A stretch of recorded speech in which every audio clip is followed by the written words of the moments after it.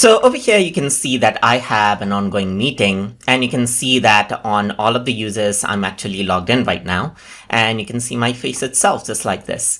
So if you want to change around how this actually looks, then you can go around onto more option right here, just like this. And over here right now, it's in a gallery mode right here. So if there are more users, then you can also go around and turn on together mode right here. So let me just go around and click on gallery at top. So once I do that, you can see that this is my main cam right here, and I was at the bottom. So once I selected gallery at the top, it actually went up there just like this. You can also go around and turn it to full screen mode right here to go full screen, just like this. You can go around over here and you can see that I got multiple users, but especially when you have a lot of users, you can also go around and turn on together mode.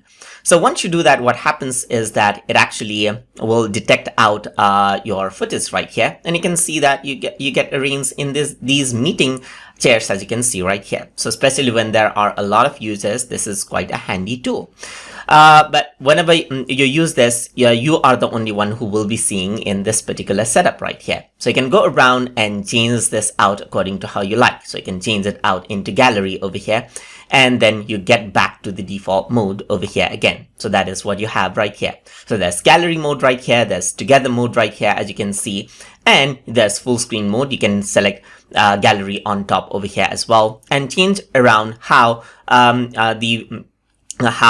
like the meeting actually is viewed inside of Microsoft Teams. So I hope you guys learned something as always. And as always, please like, comment, share, and subscribe.